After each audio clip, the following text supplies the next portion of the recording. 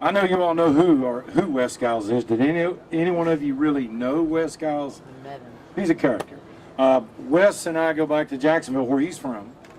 I moved down from North Carolina in the way early 70s and was a scuba instructor at the YMCA there in Jacksonville. Wes grew up there.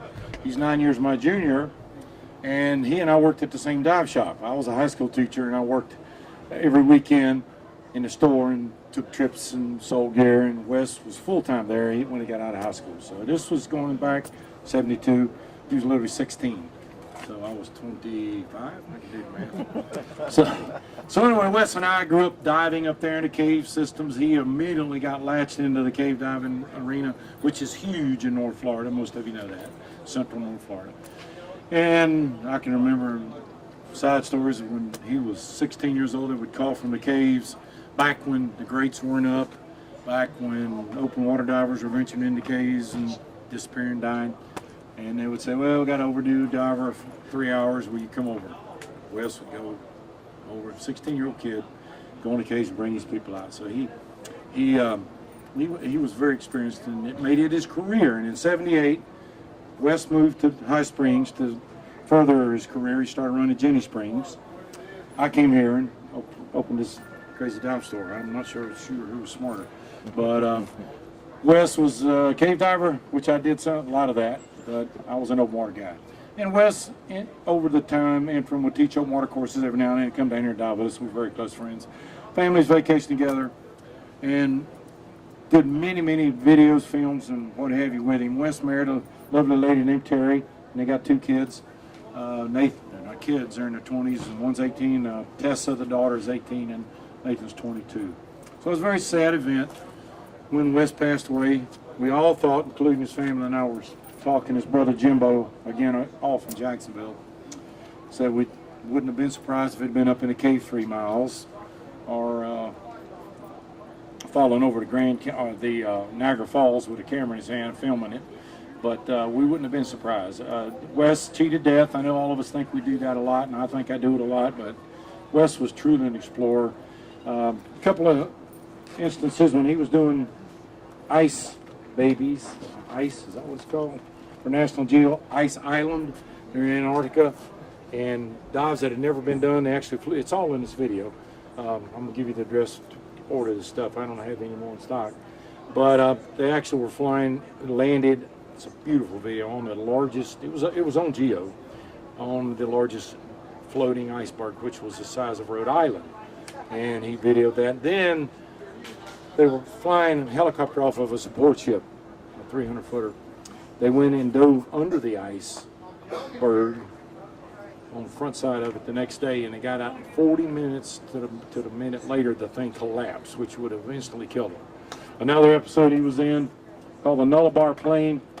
Wes was down in Australia diving the cave systems there for the first time, and they had to what do you call it, rappel down the dry cave into the spring system, and they were going to explore up with Australian cave divers, but they wanted Wes to come over and video it. They hired him, and they were back half a mile, and a cyclonic storm hit the desert and caved the cave opening in on them. They were up in the springs. When they came back, they were literally cut off from the surface to get out and had to be dug out. Wes, the video, I don't have that one. Literally, Wes is heavy breathing, climbing up this pile of rubble, filming it, trying to get out. They had to dig them out. So they all survived. But I mean, this is the type of things that Wes went into and never even blinked his eye.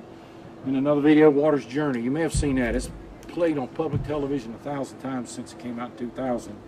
The state of Florida hired Wes to video our underwater aquifers and to bring to life for the first time what the springs were in the water flow system and how they would let die out 100 miles up in Tallahassee and it would show up in High Springs or down the road, how the whole system is linked and how water pollution is very important for us to understand in our water supply. So Wes did that, came down out where the springs come out in Okeechobee and down through the Everglades, and we finished the video on our boats out here on the reef where the end result of the water flow came.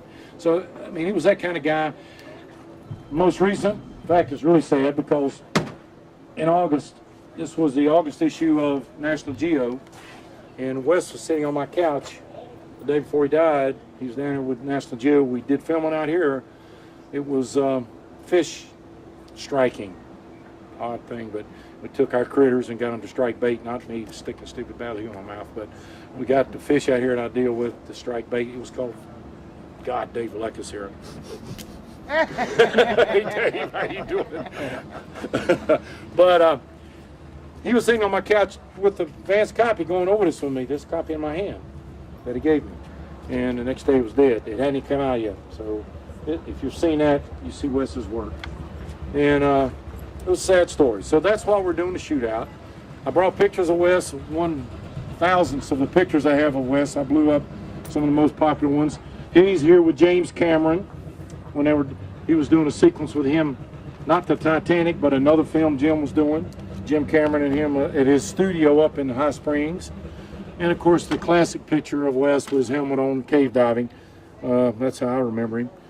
And he's in a big pipe. They were part of Water's Journey, going through a pipeline with Joe Heinrich when he was doing Water's Journey. And that's just Wes being a funny guy. That's him relaxing, playing his guitar, which he was a self-taught guitarist and harmonicist. I mean, he could play them like a professional. I mean, he could pick up most instruments. He was a talented guy. I can play every instrument. I turn the radio on, put on the record. Here's Wes, of course, in his typical camera mood, on doing some land-based stuff. Just a wonderful guy.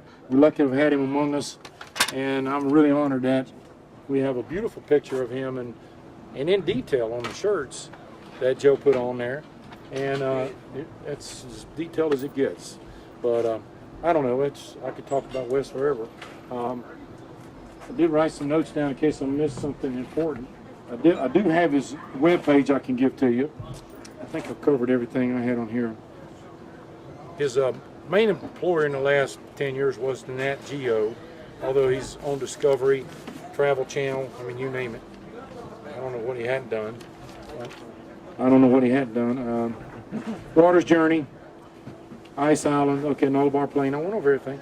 His company that he formed when he moved to High Springs in 1978 was Karst. That's what the underground part of our aquifer is called, Karst, the rock. Karst Productions Incorporated.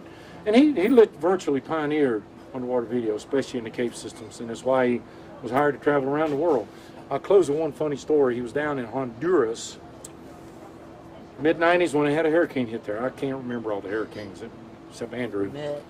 One at and he was, and this is the video I watched many times. And they had a plane getting there, all the tourists died, like everybody had to evacuate the island. He was in a motel there, facing the direction of the storm, and he talked to the local people there and said, hey, can I stay? I want to video this thing. Well, okay, you're on your own. So he's videoing the seas splashing off the bulkhead. This is in video. hitting the hotel and splashing. He was in plate glass like a window, videoing through it, and it was just soaking the window, and then the whole window imploded on top of it. You saw that in the video. Then it's a dark period, and then you see the camera is propped up. He put it in housing on the freaking window, looking out as the storm rolls over this hotel. So that's typical Wes. And then he had the only footage of the storm like that, and he somehow got a plane out of the other side of the island and ended up in Miami and made a fortune on his video film that he shot from the hurricane. Everybody wanted it. He was on his cell phone telling everybody what he had. But that was the kind of guy he was. He was fearless and great guy. And I am honored to have you guys on our boat. I know Rick from 100 years ago. He and I became Y instructors back in, I don't know, I was in puberty, I think, but I don't know. Anyway, but I've known Rick and Joe forever, and most of you guys I've met. Sue, I don't know. I've been here 33 years. You probably met shortly. But any questions about Wes or anything? If I don't want to keep the thing going tonight. But we're honored. In the family, by the way, they said tell you. Terry's totally excited. She hasn't seen the shirt yet. She's going to cry when she sees it. It's great that we're honoring this great underwater explorer.